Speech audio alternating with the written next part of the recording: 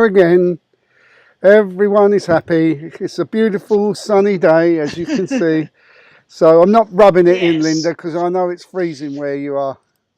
It is actually the coldest winter ever on record in Australia. Really? But you won't see that in the news because they're talking about the UK hitting 40 Celsius, which is the hottest ever day they've had. So Australia can just go by the wayside because, hello, we're freezing. Nobody wants to talk about the snow that's occurring where they've never had snow before, because they want us to talk about how hot it is so then they can justify climate change. Formerly known as global warming. Oh, darling, I'm sitting here freezing, coldest.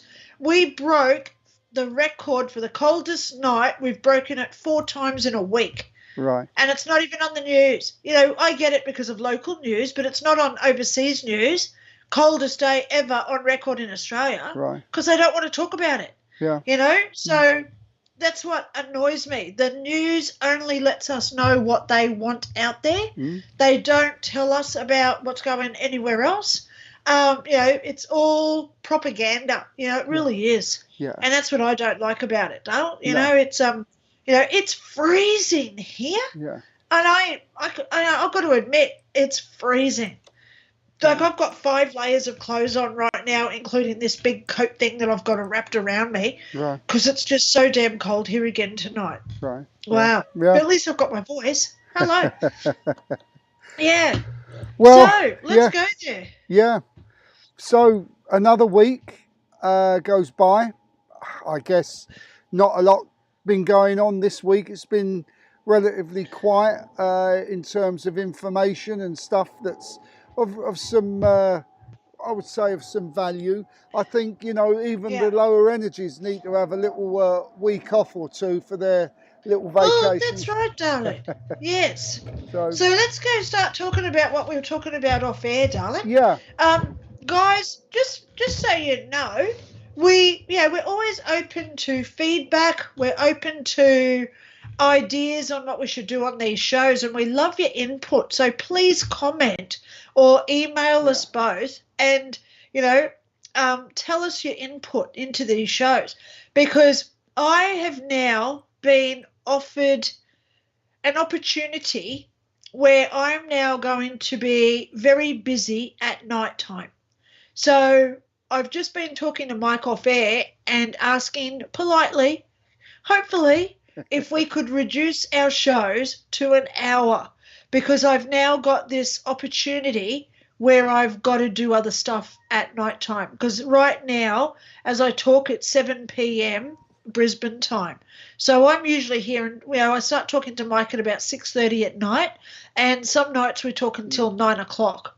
And then I get off here and I've got to go straight to bed. So at least if we shorten the show by half an hour, that gives me half an hour where I can go and do this other stuff that I've now got to do.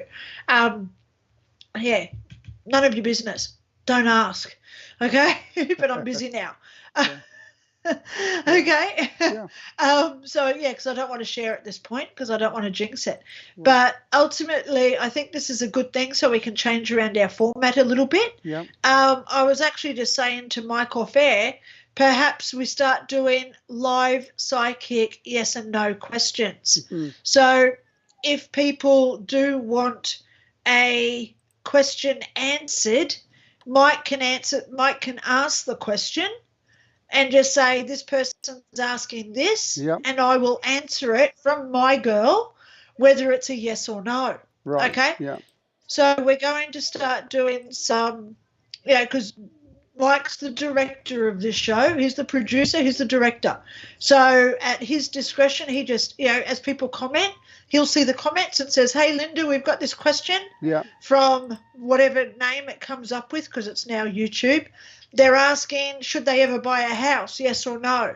I'll get her answer and I'll repeat it. So how do you think with that, guys? Right. So it's going to be live during the show, so you must watch live.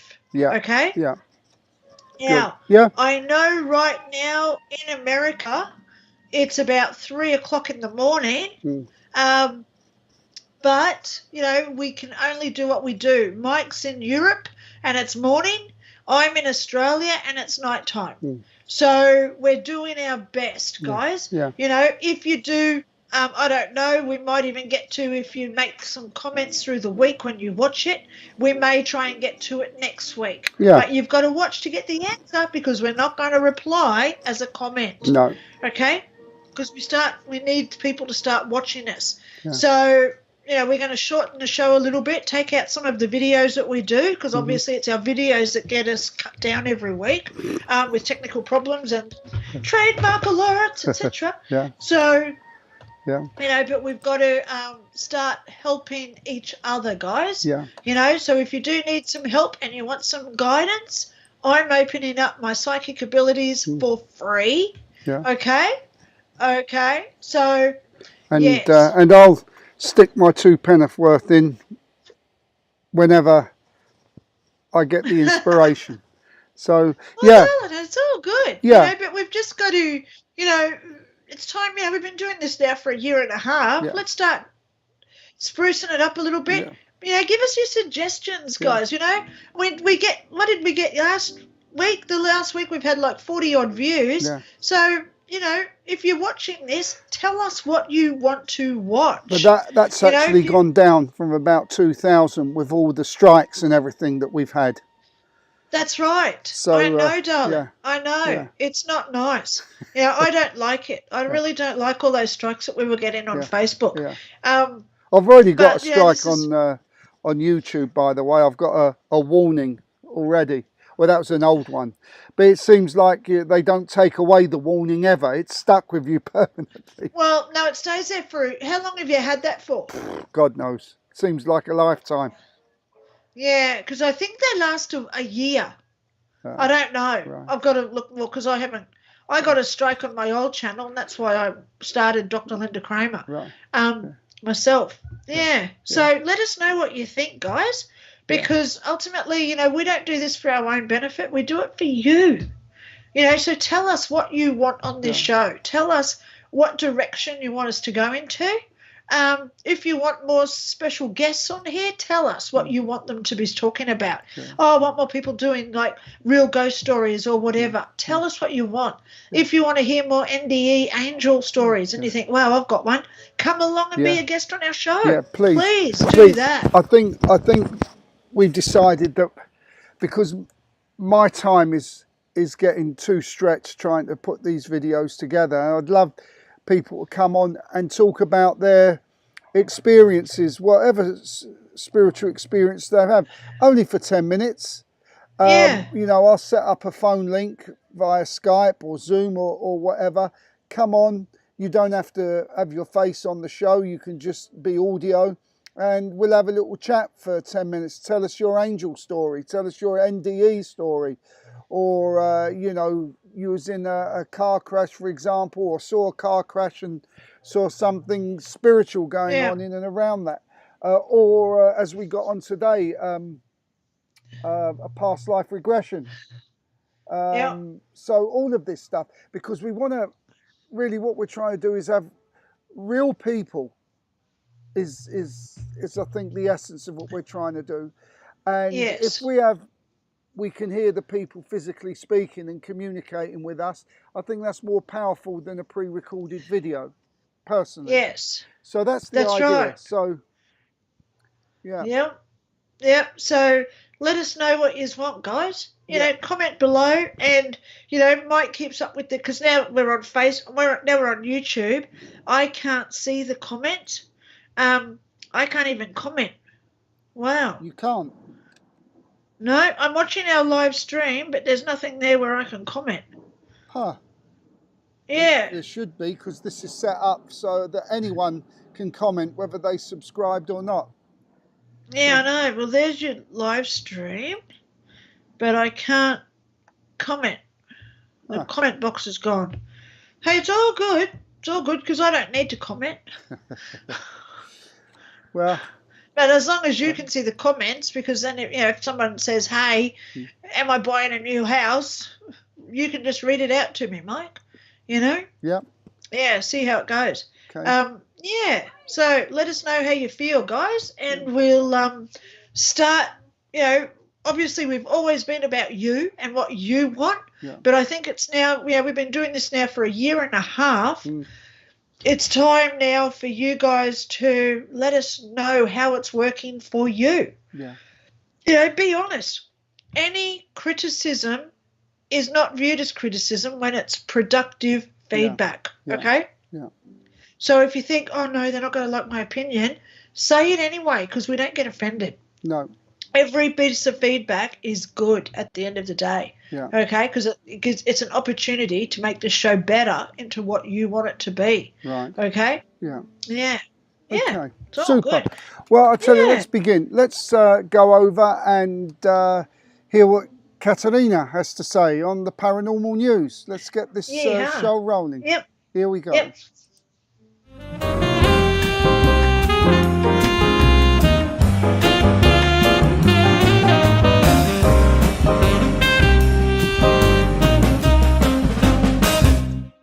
Hi, my beautiful, interesting, constantly curious friends. It's me, Caterina Campagna, and I'm here to bring you the news that makes you go, ah! Brr, or simply, what the what? Why? Why is no one else talking about this? Well, let's get into it. Let's go to the Rue Chanoinaise, where the inspiration for Sweeney Todd was a real human being.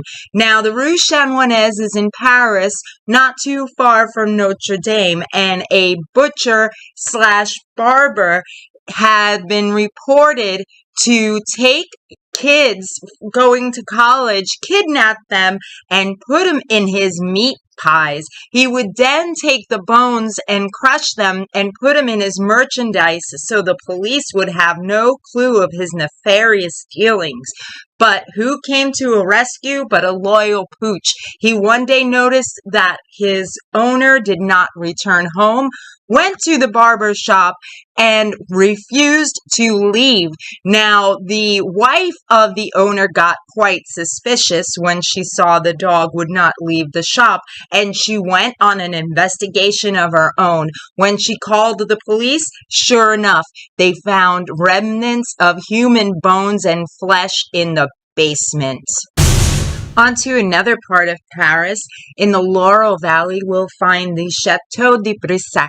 Now, it is haunted because the man who once owned this castle, one Mr. Jacques de Brise, found his wife with another man. Now, he flew into a fit of rage and killed the lovers. And it is said that the wife has not left the territory. People have come to call her the woman in green. If you go to this place, you will find a ghost wailing away, a woman dressed in green, and she most often is seen in the chateau's chapel. Now, some people say she's there because she's repenting of her sins, and it'll be especially spooky if you get the chance to see her because they say her face is like that of a skeleton. That's all for this week, my wonderful friends. Thank you so much for listening. Remember, stay inspired, stay happy, stay encouraged, and you know what else to stay. Stay curious.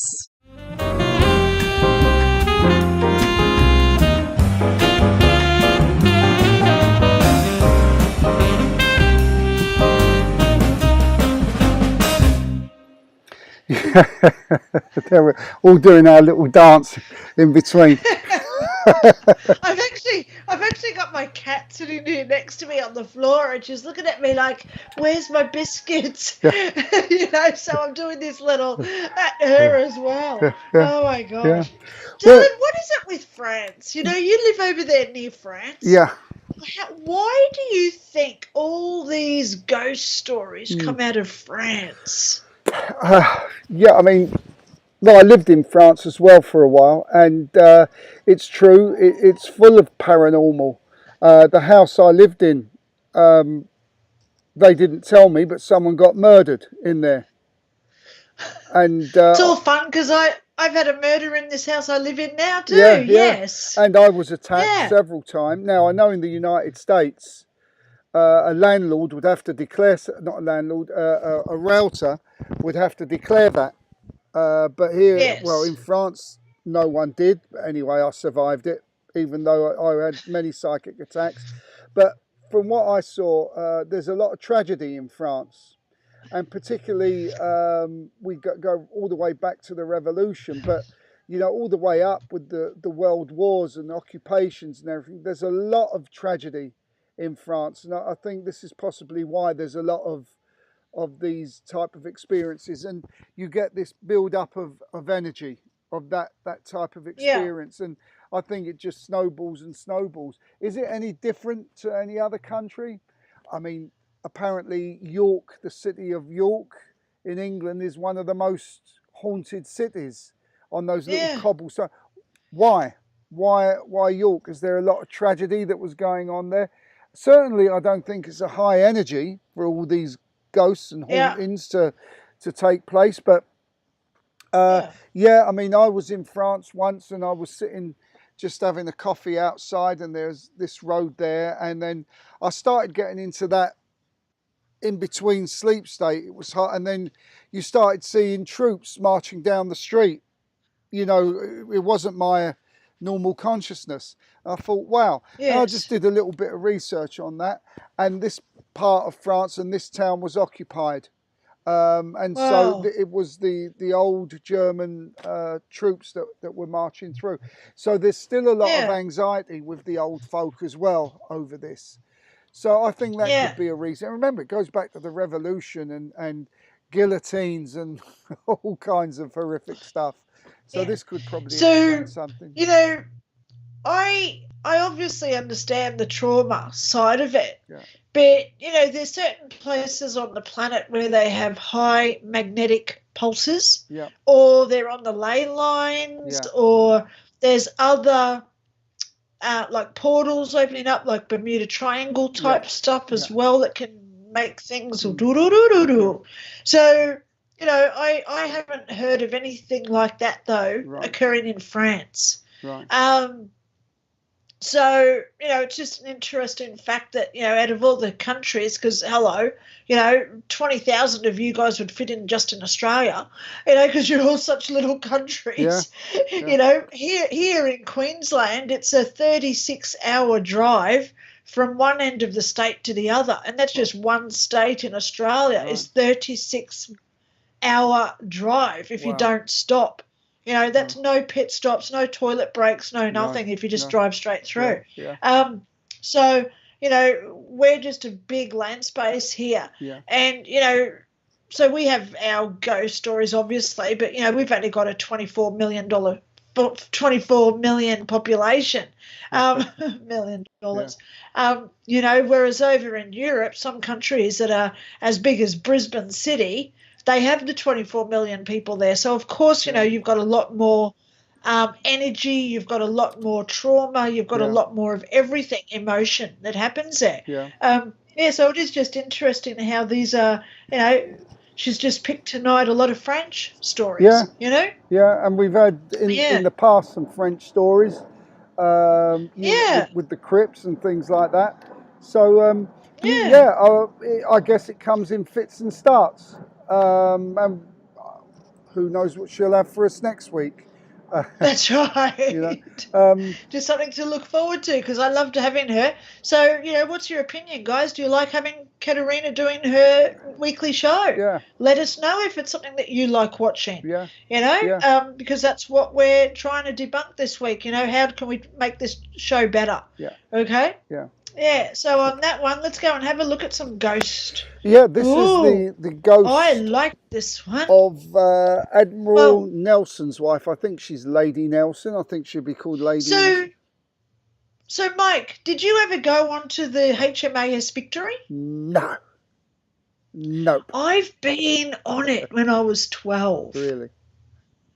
And I got the goosebumps when we watched this footage. Right. Because it was when I was 12, when we went back to England, is when all my paranormal stuff started again. Because I shut it down when I was about 8. Right. So let's go and have a look at this boat, and Yeah. I'll tell you some experiences that I had there. And Yeah. tagged onto the end of this is a little creepy one of a ghost, a shadow man that pokes his head around Yep. the corner. That's quite interesting. Yep. Okay, let's have a Yeah. look here. See Yep. see what you all think. Here we go. Personal trainer and part-time ghost hunter Tony Ferguson, whose footage we've featured before, claims he spotted an eerie spectre on an old Royal Navy warship. In March 2018, Ferguson was investigating the HMS Victory when he felt like someone was watching him from the shadows. He claims he couldn't see anything in person but felt like he should film the area to try and catch some evidence. When he reviewed his footage, he was stunned at what he saw. Take a look at the clip. At a little after 8 PM, the camera shows a figure of a person walking in the distance.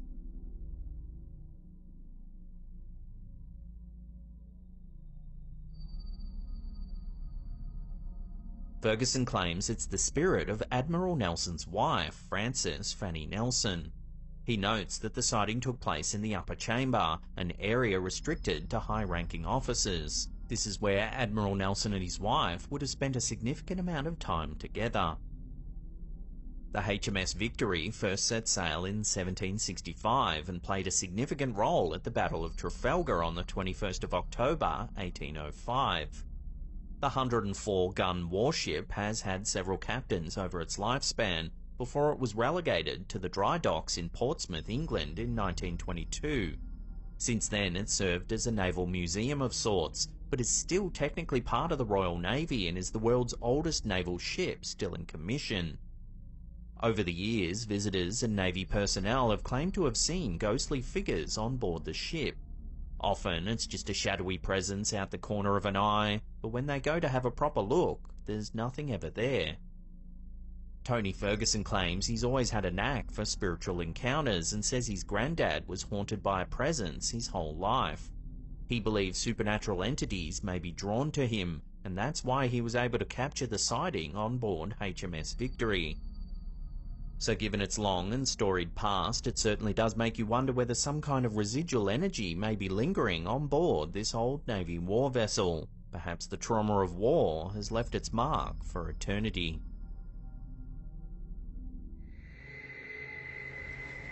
So I'm here, this is the entrance to the bunker.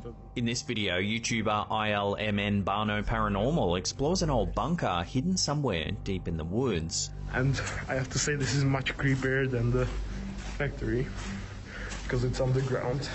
Ask any supernatural enthusiast and they'll probably tell you the best place to come into contact with the paranormal is somewhere that's seen tragic events, and old military fortifications certainly fall into this category.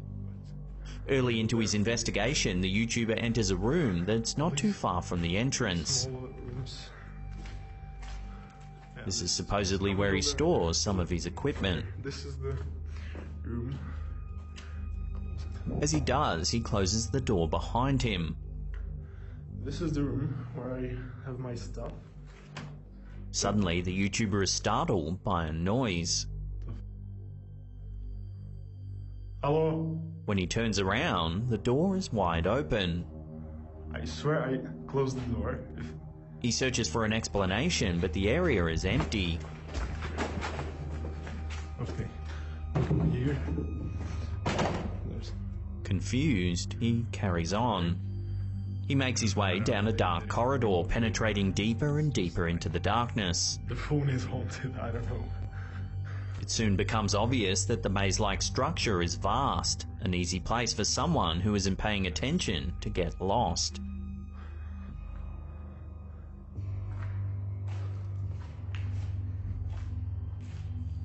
As he navigates between a series of rooms, he captures something chilling on camera. Take a look.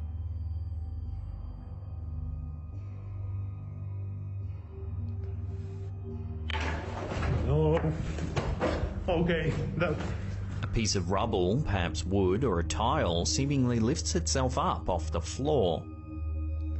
Stands up straight for a few seconds before crashing down.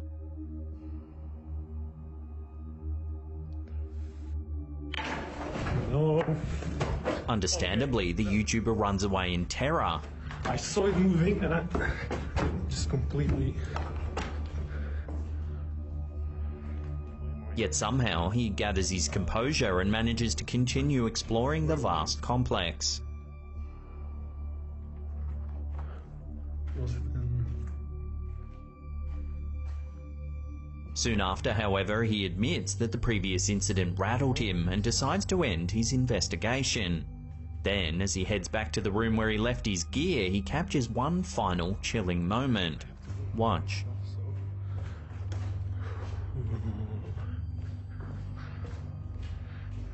In a blink and you'll miss a moment, a shadowy figure peers out at him from around a corner.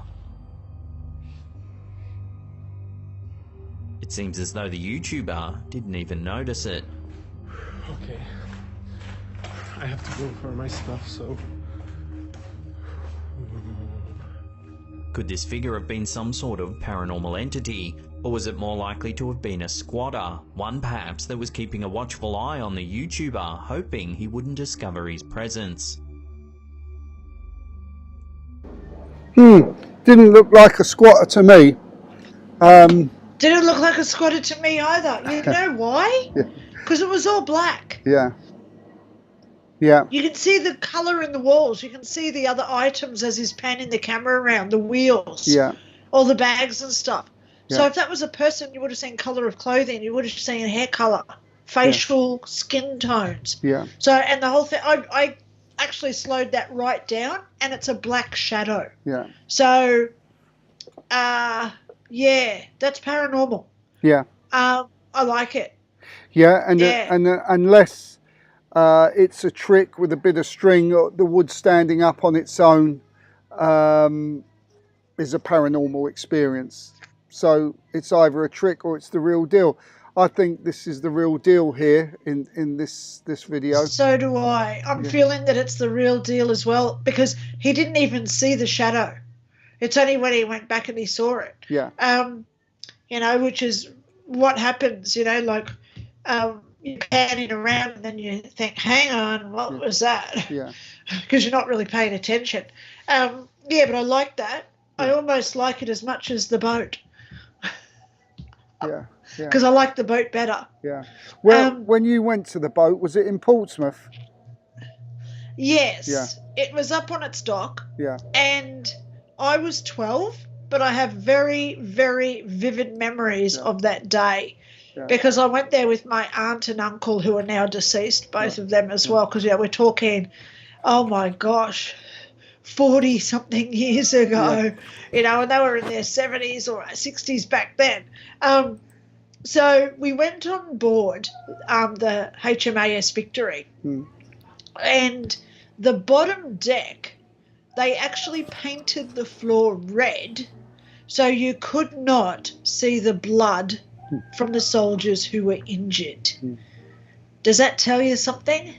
Brutal. So, because the Victory was involved in a lot of gunship battles, okay? Yeah. So when the soldiers that were on board used to get injured, they'd take them all down to the lower deck into the bilge, and that's where the nurses, etc., would tend to them.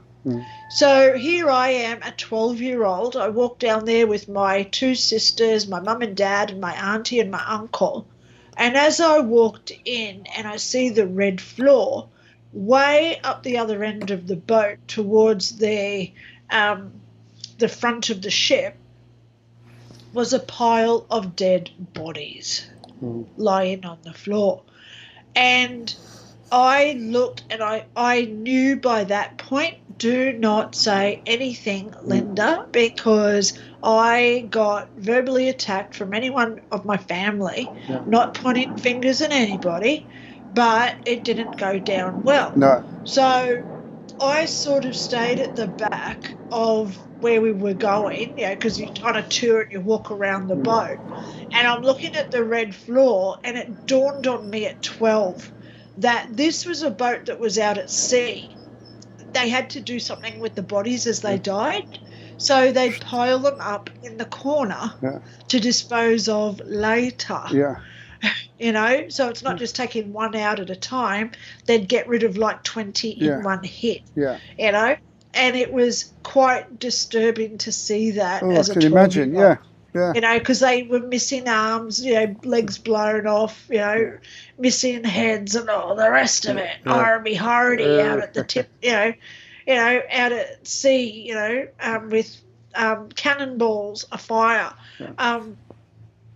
So that's my experience with the HMAS Victory, Mike. Yeah. It wasn't very nice. You know, the red floor on the bottom of the ship, but what a beautiful ship. The craftsmanship is, you know, I've always had an affinity towards medieval wooden structures and Right. artistic, you know, the architecture of these designs. Right. And, you know, you can't just imagine inside these boats because the carving of the wood was so impeccably done, Yeah. you know, because they were all on show. You know, they'd have royalty and other high officials on these boats, Yeah. you know, up in the master's quarters, etc. And, you know, this ghost that we saw, I actually think that's actually a male because it was wearing the long coat Yeah. that they would have been wearing. I think so. So Yeah. is it a female or is it a male who could have possibly been killed? Yeah. You know, because as soon as I saw it, I thought, oh, my God, that's reminiscent of one of the dead bodies that I saw in the bilge when I was 12. Or it could but be the yeah. man himself, Linda. How do you know? Yeah. Because he did die. Yeah. Yes. You know, and he had a lot of energy attached or connected to that boat. Yeah. You know, just because we die elsewhere doesn't mean that we come back to what we were connected to. Yeah. So, yeah, I actually believe that was a male that we saw in that, and what a clear image it is. Yeah. You know, when you pause it and you really look at it, you can actually see that it is a full-body apparition walking through there. Yeah. Yeah. So, you know, wearing the long, what did they call them, long coats or something? I don't know. You know, like a trench coat that we have now that go down to the ankles, you know, for warmth, etc. Which I wish I had one on now, by the way, because it's freezing here. But yeah, what good footage that was, Mike. Yeah. I really like both of those footages. That was You know, Yeah.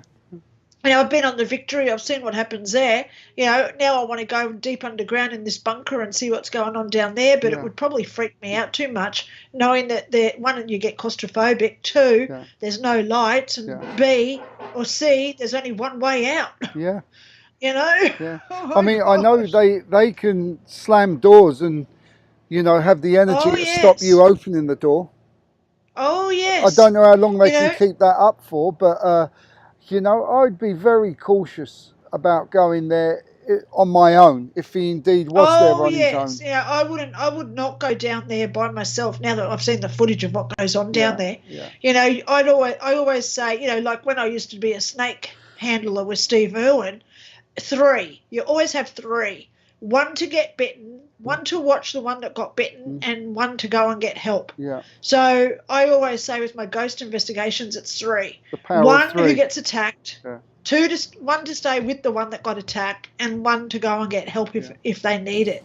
You know.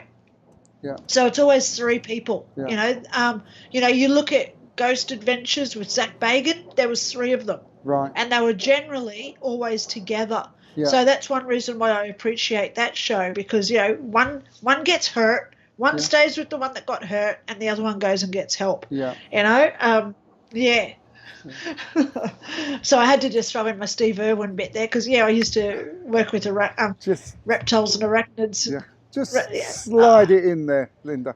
No. You just slither it in because I'm a snake handler. See?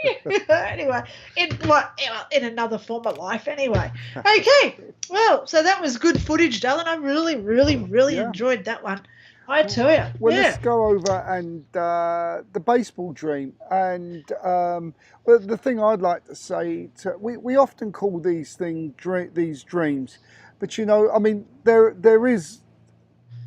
are dreams, I should say, that really is the brain just analysing all the events of the day and organising it. But I think they are dreams. That's just part of dreams. But when you have something as lucid as what we're about to see and as what we saw last week, I think it's totally misinterpreted calling them dreams, because they're not dreams. They're information. They're interventions. They're whatever you wish to call them. Precognition. Precognition. And which means, is it a time slip that we're doing in our sleep, where we go forward in time and see something before it actually occurs? You know? But that's not the big thing about this, Mike. No. It's the guy sitting behind him. Yeah. That is the real intriguing part of this story. Yeah. Okay. Yeah. Well, let's go have a look. Have a look, and everybody tell us what you think. Here we go.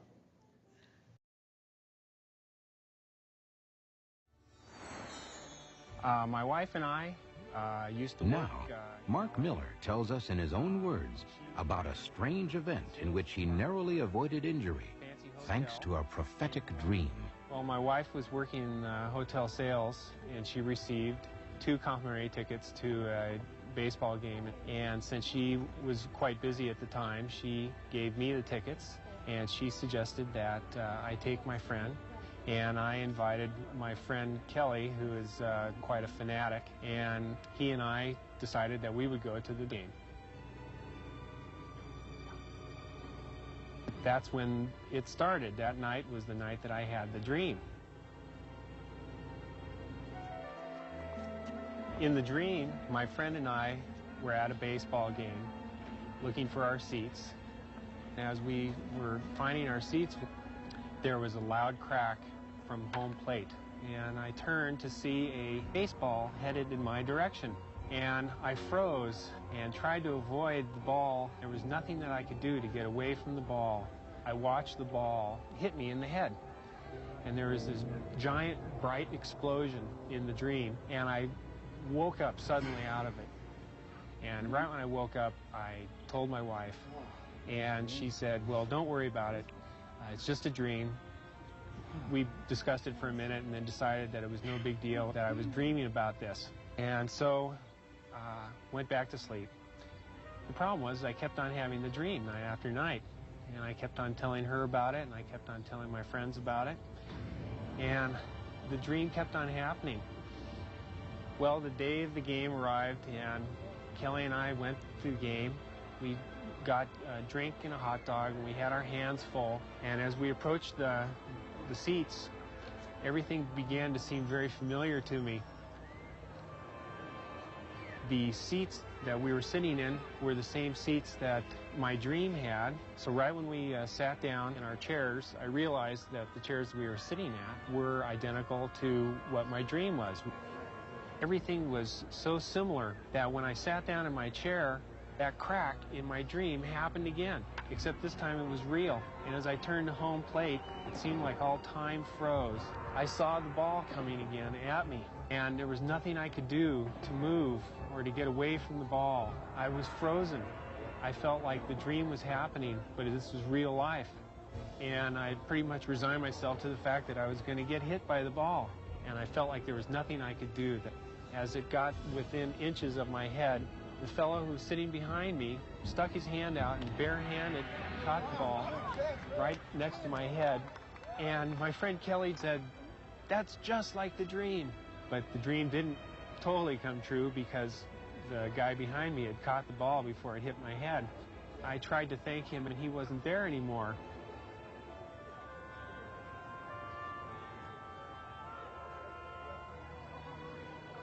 When this experience happened, it really kind of made me see that we're not in complete control of our lives.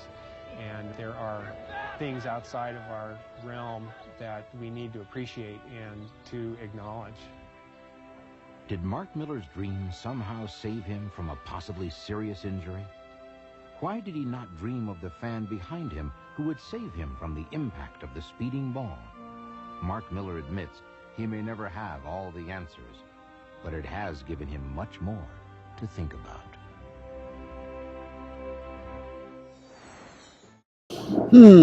Yeah, that is a very interesting point, isn't it? How comes the guy didn't appear in the dream? Was it a change of That's where I was going. That's where I was going, Or Mike. what about this one? I'll let you say what you was going to say, but I'll throw something else in. Maybe this was a version of him in a parallel universe, in a different dimension. Wow. This is one Could have experience. been. It could have been. Yeah. Now, when we talk about angels, guardian angels, spirit guides, and all those other entities out there, they know what's going to happen at any point because there's no time. Future and past events are all happening concurrently now. Yeah. So the problem with them, hello, beautiful people, entities, is that they know what's going to happen, and that's why they can intervene at any point, at any time, any place on the planet. Okay? Yeah. So this guy, I reckon he was having time slips myself. Right. Because he was seeing the future of him suffering some horrendous injury, head trauma, where it could have either killed him or left him paralyzed. It could have, knocked his head back and he broke his neck. He could have lost impairment to his cognitive functions where he was now vegetative state in hospital. So there's a lot of scenarios that could have happened by him getting hit with that ball. Yeah. But because he's been there so many times and said, oh, my God, this is about to happen, could it be that the angels, spirit guides or whoever, have intervened knowing that he was living it over and over and they didn't know, and it wasn't part of his life contract? Yeah.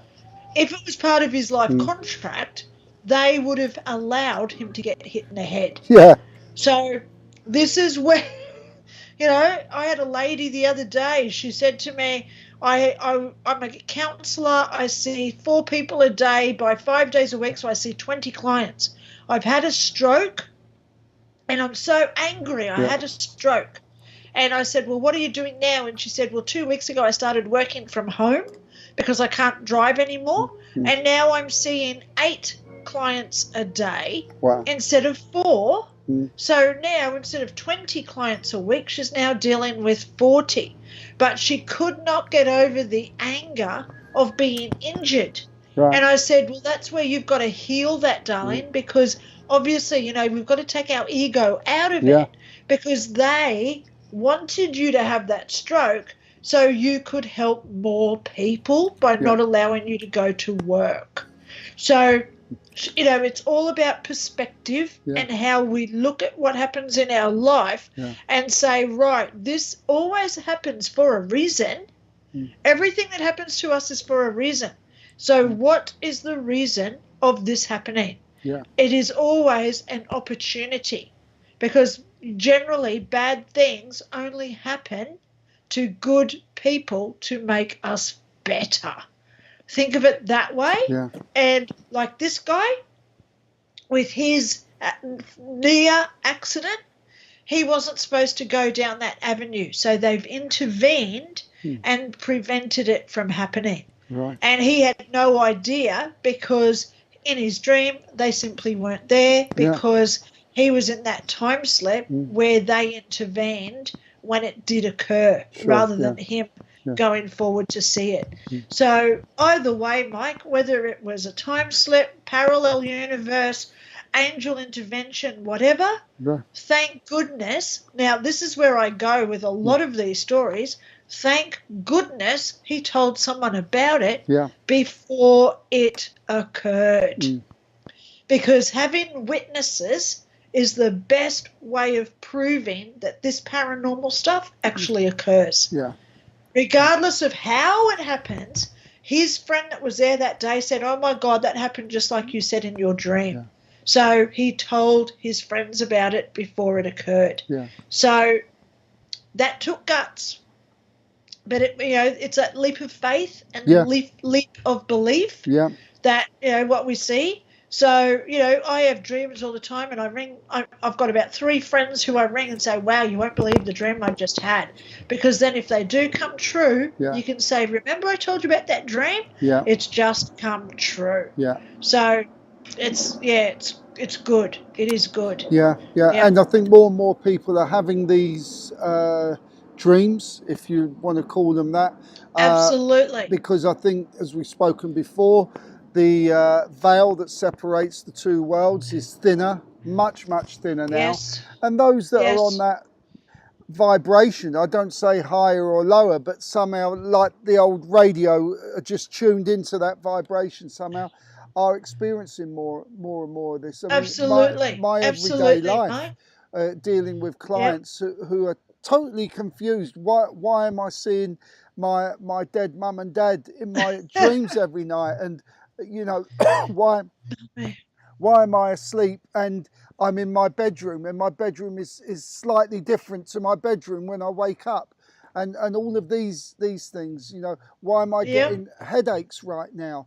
And here's something that, before we go on, this happened, and information I was told is that as we ascend into this 5D, we have to leave all the baggage behind, and many people have been resisting releasing this baggage, and in the last 2 weeks they have dropped bombs so that you can no longer maintain any of this garbage that we've held on to, and some of it is generic, and boom, it's just everyone, a lot of people have had a dark night of the soul in the last 2 weeks. And so if that's happened to you, whether you're watching this live or in the replay, let us know if you've experienced this, like a bomb dropping, and everything that is negative or didn't serve you has fallen out, and you've had this dark night of the soul, confusion. Some people, you know, really quite Mike, tragic. I only just did a video. Let me just go and find it. 4 days ago, I had a download night. So I've done a video 4 nights ago, download nights. What the heck? That's what I called it. What the heck? Download. So there I am. I'm still in my pajamas with my bed hair, talking about the crazy night that I just had and how I was feeling and what I saw. So, you know, people are experiencing. So, you know, how do we know what is normal to what is a proper medical condition unless you've got other people saying, hey, you know, you can go to a doctor if you want, but it's possibly this, you know, boom. So, I was just talking about that only 4 nights ago, where I woke up from this really weird dream. So everyone's going through it, guys. So please know you're not alone. Reach out and talk to people. You know, find your tribe. You know, because that's getting pretty imperative. Find your tribe. You know, I actually just thought the other day, I thought, oh, it's Sunday. I'm free on Sunday. I might go and we've got a church about 15-minute drive away. And I thought, I might go down into the church and just see who's there, go in and introduce myself.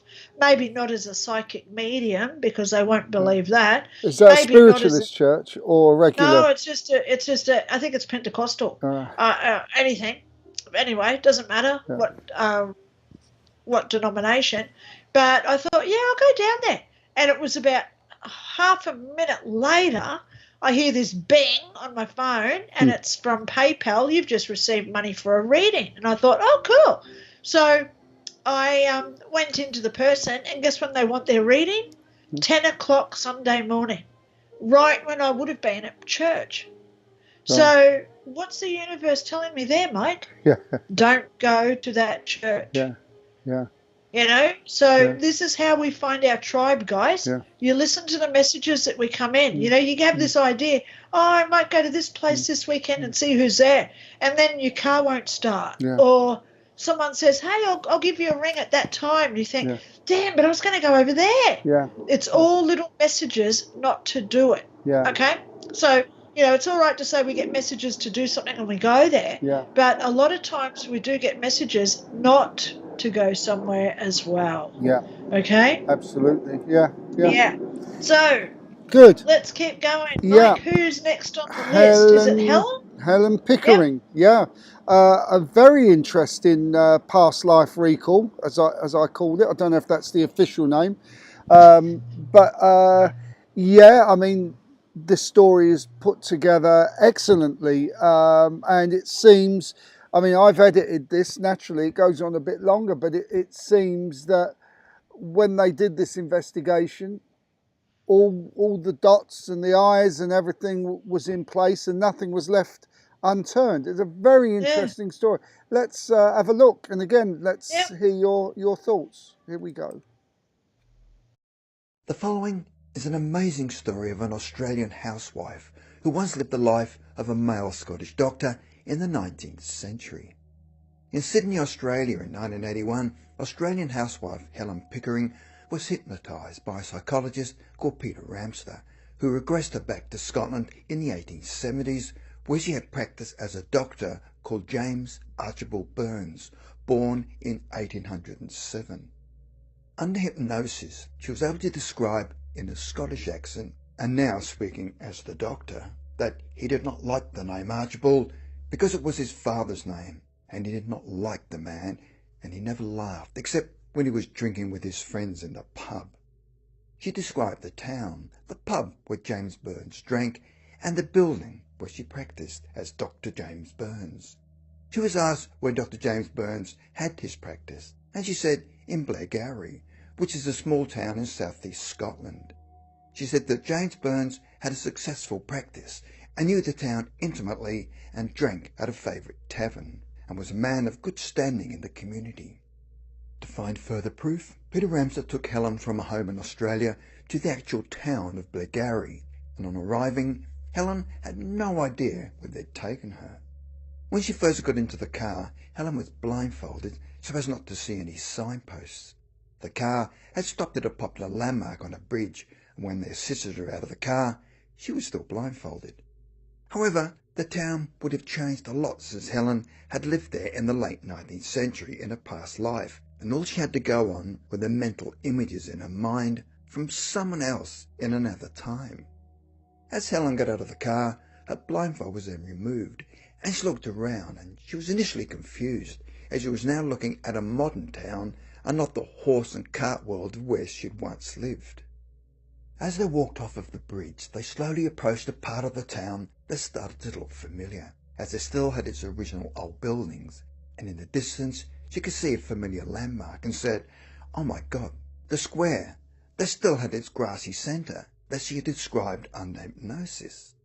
They then made their way to a pub where she said James Burns preferred to drink brandy rather than ale, and found that the frontage was now completely different and had changed.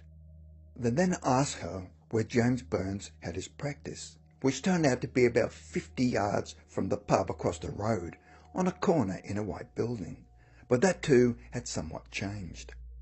Under hypnosis in Australia, she described entering the building and walking up 2 flights of stairs. She said the area had completely changed, as many buildings were no longer there, and no doubt pulled down. They decided to check on some local records to see whether a Dr. James Burns had once practiced in the town, and found much written evidence that Dr. James Burns, Doctor of Medicine, had really existed and was well known in Blairgowrie civic affairs in the 1870s. Having now proved that a Dr. James Burns had existed, they then drove to Aberdeen, where she claimed to have been a student of medicine as the young James Burns. They were accompanied by 2 impartial witnesses, where one was Anne Gordon from the History Department at the University of Aberdeen, and the other was a broadcaster from a local radio station. Helen was again blindfolded when she was in the car, and it was removed as she got out of the car. They arrived in an area close to the waterfront where Helen had to find her bearings. At a short distance away, she was able to direct everyone to the old College of Medicine that in the past was known as the Marischal College of Aberdeen. Unlike Blairgowrie, much of Aberdeen had retained its original features, so there was enough for Helen to feel familiarity. Under hypnosis in Australia, Helen had claimed that from the school where she was a medical student, you could see a pink mist as it rose from the water, and the masts of the sailing ships in the harbour. Helen slowly walked and stopped at a location, and said that on one particular corner there was once a seaman's mission, and when they later checked the records, found that a seaman's mission had indeed existed there, which the other 2 women who had accompanied them had not known about. How did she know that? Before leaving Australia, Helen had drawn what she remembered the college had looked like when she was a student there. As they walked, they eventually reached an archway, and Helen immediately knew that they'd reached the college, and they proceeded to walk inside the grounds, and could see that so much had changed, and that grass was missing, and a tower had since been built, but was certain it was the College of Medicine. They then entered the building where Helen had had an immediate surge of familiarity and was completely taken aback. She then guided them up some stairs, and she pointed to where there was once the library. She was so shocked at what she was looking at that she had to sit down and catch her breath. However, the room was no longer a library, but was now a museum. But when they checked the records, they had indeed found that it had once been the college library. Helen then directed them down a passageway and pointed to areas that had either been changed or was now blocked off. When they came out the back of the building, she then referred to a drawing and described what was actually at the back, and she was correct in every detail again. Very interesting one. Wow. It's like the Irish girl who we had on a while back and was reunited with her brothers and sisters. Yeah. Yeah, what do you think of that? Do you know this story, by the way, in Australia with Helen Pickering? No, I've never heard of it. No. You know, why don't they put these sort of stories on the news? That's what I want to know. No. Because It's news. That'll keep you out of 3D and in 5D, and that's just not going to Oh, happen. of course. Well, let me just go there with one thing that really intrigued me with this one, is when she said that the museum was previously the library, Yeah. and the historical two women that were there with them, they're historians, and they didn't even know that it was a library before a museum. Yeah. So, you know, that sort of confirmation gives me the tingles. Yeah. You know, and it shows that these stories, you got to admit, it's accurate. Yeah. How else can, you know, it's so accurate Yeah. that it's very, very hard to say it wasn't a true story. Yeah. You know? Yeah, so I am absolutely in love with this story. Yeah. You know, she certainly deserved a lot more notoriety than what she actually got from that. Yeah. You know, I don't understand why she's not big in, you know, because it was only like 40 odd years ago when she was doing this. You know, her story should have been turned into a movie. That's how good it is. You know, so it's extremely sad that you know, she just didn't get that fame out of her because it was so unique. Yeah. You know, there's past life regressions. Like we've had those stories about children who know where they died, they know where they were buried, they know where the injuries on their body is because of the murder weapon. Yeah. You know, those poor kids, you know, they lose it as we grow up. But for her to be an adult having this experience, that's amazing, right? It really is. Yeah. Yeah, I like it a lot, a lot. Yeah. Well, okay. I mean, let's move on. I mean, I've got nothing much more to say about that other than I think, wow, really. That's right. And that's exactly what I wrote. Wow. Good on you, Mike. Yes. But Robert Monroe, for those who don't know, the founder of the Monroe Institute, he really brought out of the body experiences to right into the 21st century. And I actually bought his book many years ago, Journeys Out of the Body. And he speaks in that book about where he's in bed and he put his arm down on the floor after, you know, focusing on leaving the body and felt his arm go through the floor. Well, I had this experience after reading his book, and I was doing all this stuff, and I did this with my hand and felt it go through the wall, and it frightened the out of me for the first time, and I quickly went and got out of this state. And talking to Luis Mandera, I think his name is, he's Now I would say one of the leading exponents and out of the body experiences. A lot of people do his courses and they do exactly that. They get to the point where they are leaving their body and boom, they pull back. Yeah. So it's understandable. Because it is scary. Yeah, It is, yeah. you know, it is scary. With whatever happened to me a few weeks ago, and I came back and I was about 2 foot below my body. I was in the bed, you know, like under the bed, and I had to like get up to my body. Yeah. You know, my feet had to come up, and so did my head, because you know, you lie in bed.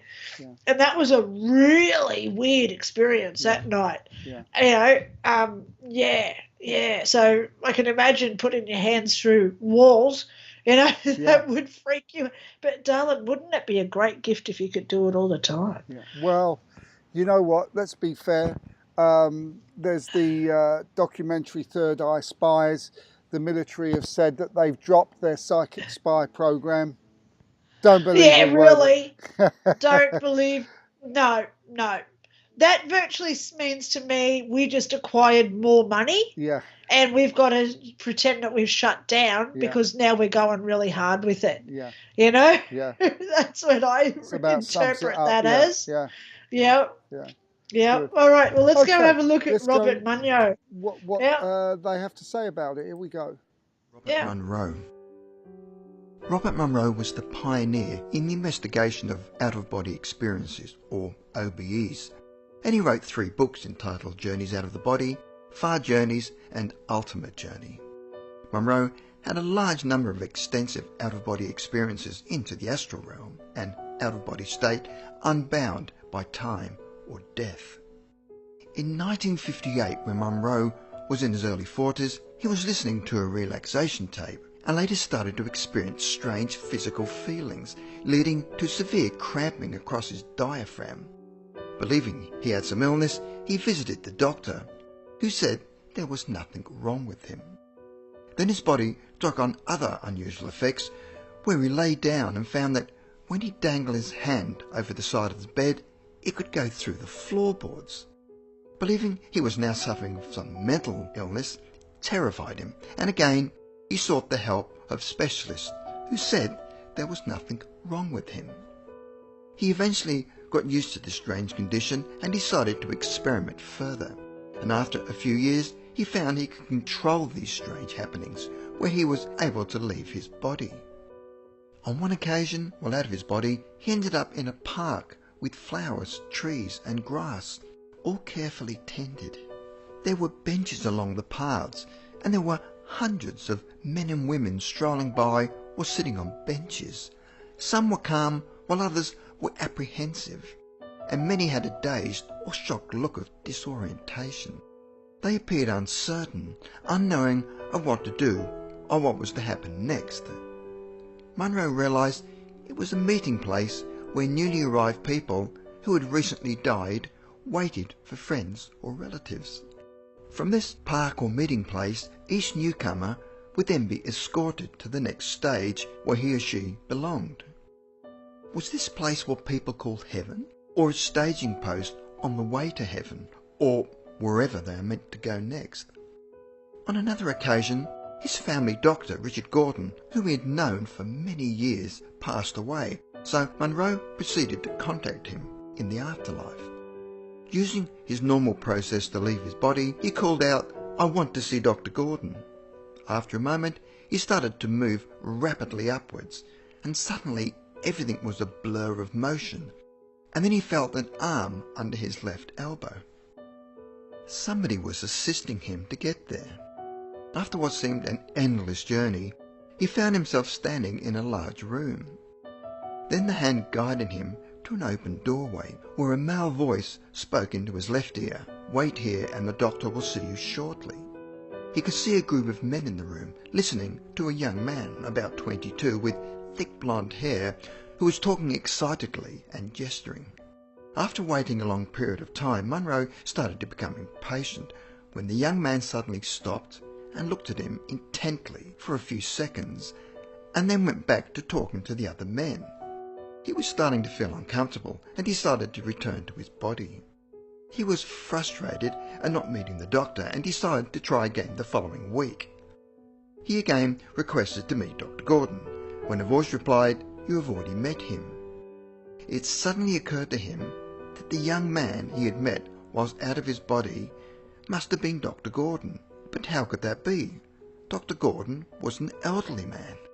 Munro then visited Dr. Gordon's widow and asked to see photos of him when he was a young man. The old photos of him were identical to the young man that he'd met in spirit. The question is, where had the doctor gone when he died, and why was he now a young man? Yeah. Well, I guess to most of us that wouldn't be the question, but there you are. What do you think? Pioneer of OBEs, which Oh my gosh. developed into Well- the popularity of NDEs. But anyway, Well, the one thing that I liked him saying was the hand guiding him on the left elbow. Because when I went to heaven, every time I had to leave somewhere, that's exactly what I got too. She was standing behind me to the left, and I felt her hand on my arm. right, So it's exactly the same as what he felt. yeah, So he was having an OBE, right, whereas I was having an NDE, yeah, which is totally different because, whatever happened to me when I died. But we both have the similarities Yeah. that are occurring. Yeah. So this is what piques my interest, and I want to delve more into researching who are these people that are like guiding us, that stand behind us, and they grab our arms or they tell us what to do. Because this girl, I believe, she was the one who was with me when I was in heaven. yeah, Because she talks the same, and it just feels, you know what it's like, Yeah. Mike, Yeah. right? You're married. You know what it's like when your wife is near you but you can't see her. You Yeah, know yeah. that feeling, yeah, you know? And Yeah. you know that feeling when a stranger stands near you. yeah, When she's near me, it's that same feeling, yeah, which we can't explain it because there's no ways of explaining it. But it's that familiarity of it being the same person, yeah, you know, because there's no smells, there's no sounds or anything that we can say, yes, it's definitively them. yeah, But I believe that whoever she is, he has the same sort of being or Yeah. entity Yeah. with him as well. yeah, So that's what's intriguing me, because I would love to work out who she is.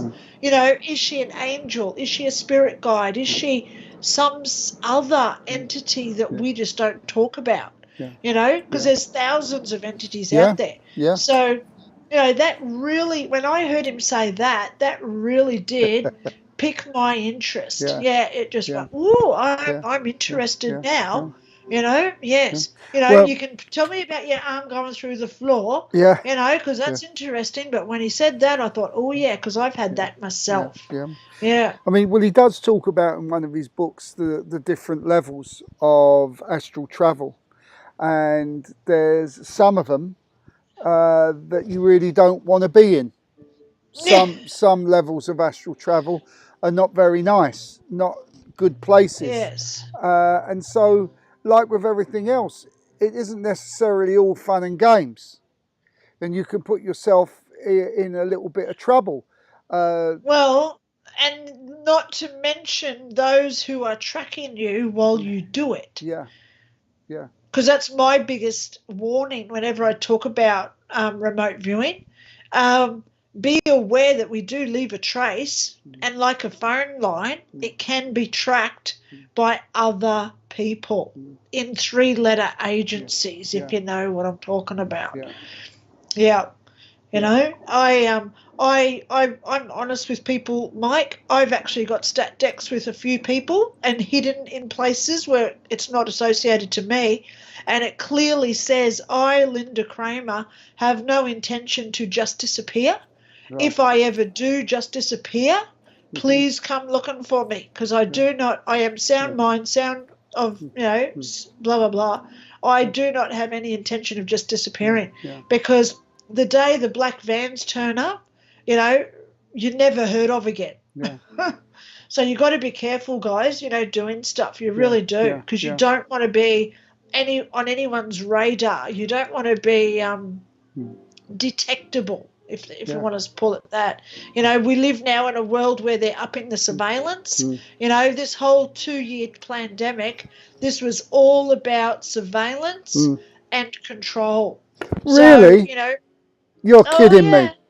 Hate to tell you, Mike, if you weren't already up to it. I can't be that psychic. Something's gone wrong.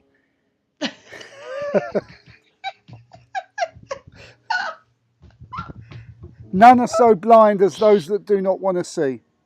Well, that's exactly right. And, the good thing is a lot of people are now waking up. Yes! Yeah. So, let's get on to our next video, because I'd like to watch.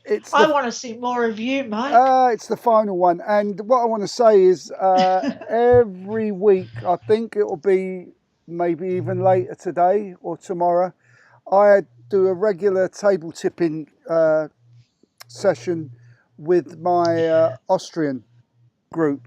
And we ask a lot of questions.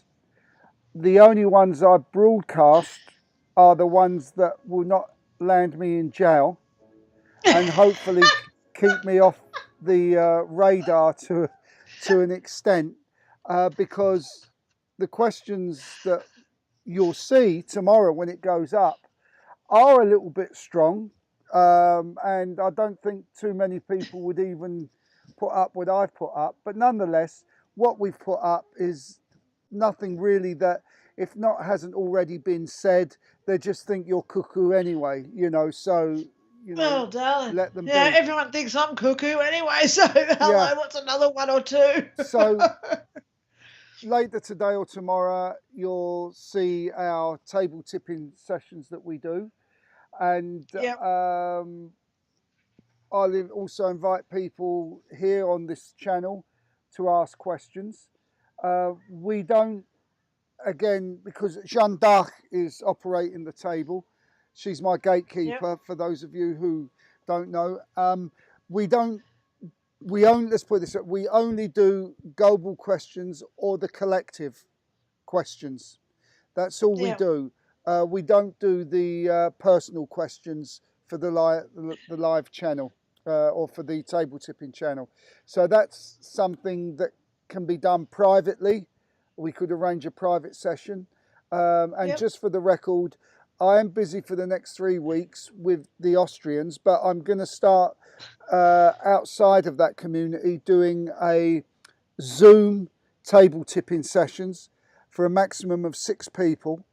You all get to ask questions about the global situation and your fears and your worries. And we're there for about an hour, and it's just €10. So, and that helps with the costs, obviously. So you'll see now with the table tipping session, I'm just doing a little demonstration on how it works. And later on, you'll see me with Denise is going to be joining us, because it actually works better when there's more than one person. Because this way, with one person, you run the risk of influencing the table. Fortunately, I've got enough experience that I don't influence the table, but it's always a better energy. If you've got 2 people or 3 people, 3 would be better. And if you work together with those 3 people, the table does some wonderful things. So let's just play this, and then I'll talk about the table a little bit more. So here we go. Let's have some fun. So welcome everyone. This week I thought I would just show you a little bit of the work that I do, table tipping. I do evidential mediumship via mental mediumship, which is the way that everyone knows, and this table tipping could be classed as physical mediumship. Jean is the spirit coming through on the table. As you can see, it's already moving. I've been working with it today already. So There are certain things about the table. First of all, please don't try this at home. I've got many years of experience using the table, and if you don't know what you're doing, you could get yourself into a little bit of a pickle with the table. So we do more than yes/no answers when we do the table, and I'm just going to show you some of the hieroglyphics that we use for when we work with the table. So if Jean, first of all, would you, there we go, we don't even have to say anything. Could you just tap yes, please? There we are. And I often close my eyes, as you can see, so I don't influence it.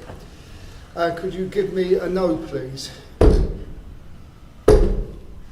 Okay, thank you. Joan, could you give me the symbol for courage, please? So as you can see, it spins round twice, pushes forward, and 2 taps. This can also mean patience. It depends on what's coming through. Here is the infinity symbol once again. And when she wishes to do an energy exchange, so that anyone watching this, if they accept it, will start to get Jean's energy. So could you do an energy exchange, Joan? There you are. And she swings round all the time.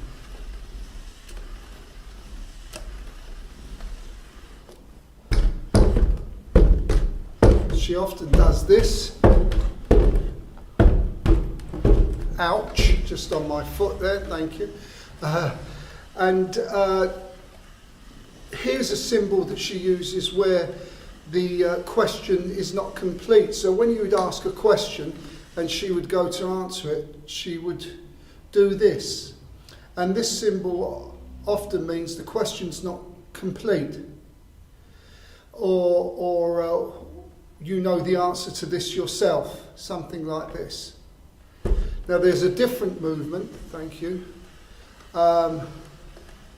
And that is this movement here. When she goes like this, she spins. And then she'll hold it up in the air like this. And when she holds it up in the air like this after a question, she might very well start doing this, which means you are great, God loves you. So, there we are. That's some hieroglyphics there that we use. Yep.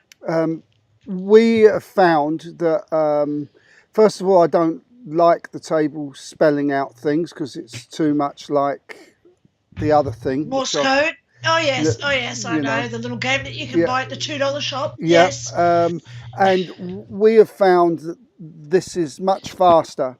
Like, for example, we was working with some people on the table, and I do also get information to help with it, and it suddenly stopped and done that movement, and they said, what's she saying? I said, she wants to know why you're still here. I said, don't worry about it. I said, no, she said, that's correct, because I've got a dental appointment and I should be leaving now. So, there you go. So sometimes now, I do get information as well, which does help. So we're building all these hieroglyphics up, and so it's quite fascinating. I'm deeply honoured that I work with Jean. Apparently, I've known her many lifetimes and been with her in her last campaign. Yes. I've got no evidence to back that up. Please, when you get this table tipping sessions organised, Mike, please show me the link. Yeah. Okay? Yeah. Yeah, so we can get the word out there, okay? Yeah. Now, guys, I just want to say something because, hello, every video that Mike sends me, I watch it and usually watch it again and then again, okay? I've watched Mike's table tipping a few times, and when you slow it down, there's something that's very, very important to mention here. Uh-huh. Mike is not controlling this table. His hands lift off the table. You can see it when you go into slow motion. You can also see that the way the table moves, it wouldn't move that way because his hands are not where it would create that gravity to make the table go up or down. Yeah. So please know, guys, just from watching Mike with his table tipping, because obviously I've never met Mike and I've never been in the same room with him, it's a little bit of a walk from Australia to Austria. But from what I've seen, there's no tricks, there's no strings attached to the table, there's no other way I can debunk this. And most of all, when you've got your hand, like I'll just use my clipboard, when you've got your hand here, it pushes down. It doesn't go up. Yeah. So Mike's hand, the table does this.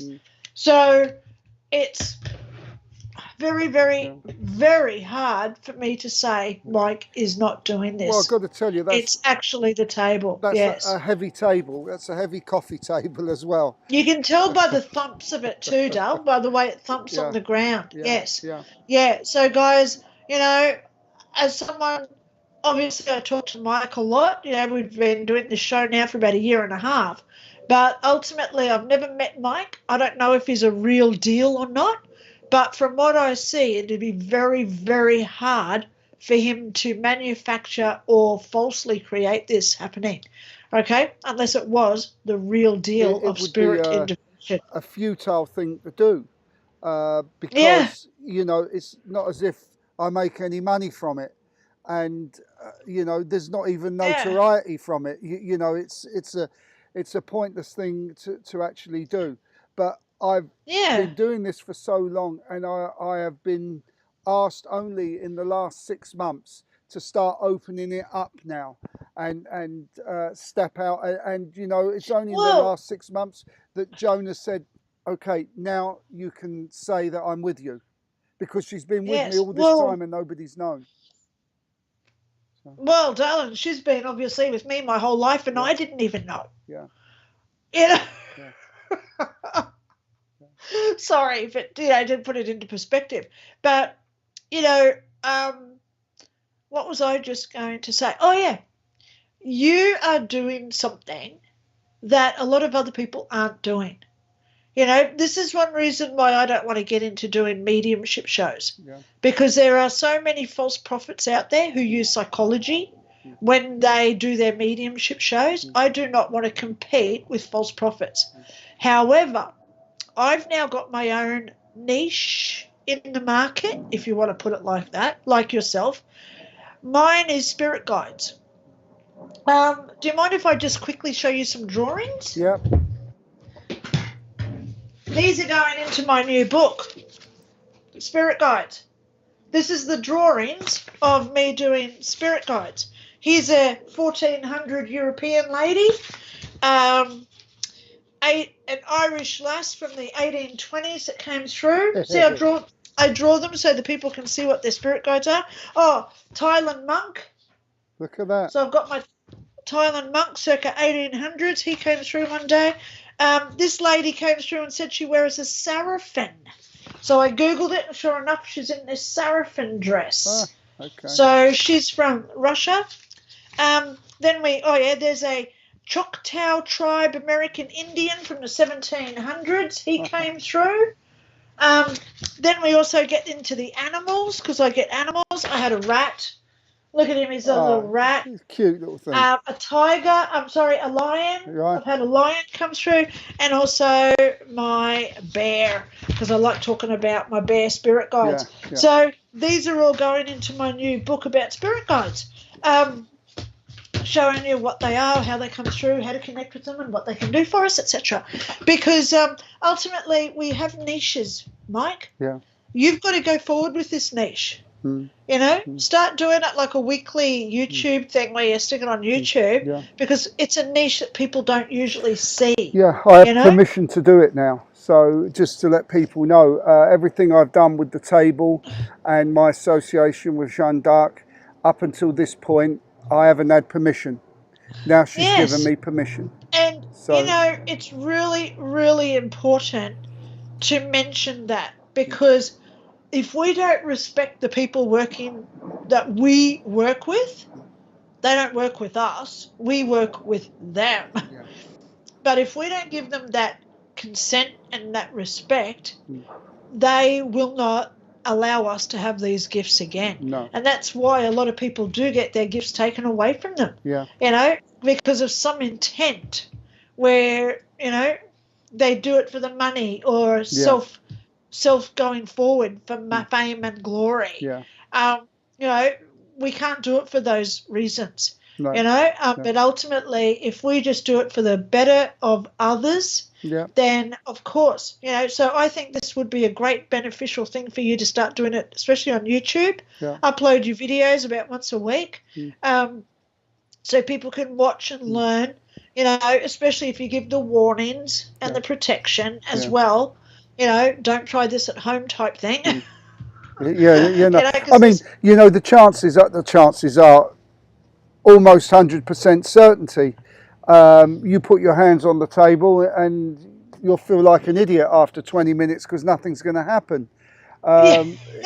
You know, it's building up energy, building up energy. Know, can I just go there, Mike? You know, every time you mention your table tipping with Joan, I always sit and I think, wonder if she would want me to try it with her. Because I have a very close rapport with her now. So maybe one day when I'm here alone, because I've got a round table like what you use, but it's a bit smaller. It's actually what I have my singing bowl sitting on. So I think I might try it and just see, you know, connect with her, do it all right, you know, because there are warnings and we've got to protect, etc. But it would be interesting if that was just a way of her coming through as well. And, you know, like, so then, you know, because she's an amazing woman that I've got, entity that I've got. I dare to just be sexist and just say one gender, because I think she's a massive every gender. Well, it's kind of like Jeanne d'Arc now. I mean, she presents herself as the female that she was, but she's beyond gender now. That's exactly what I meant. So thank you for clarifying that, Mike.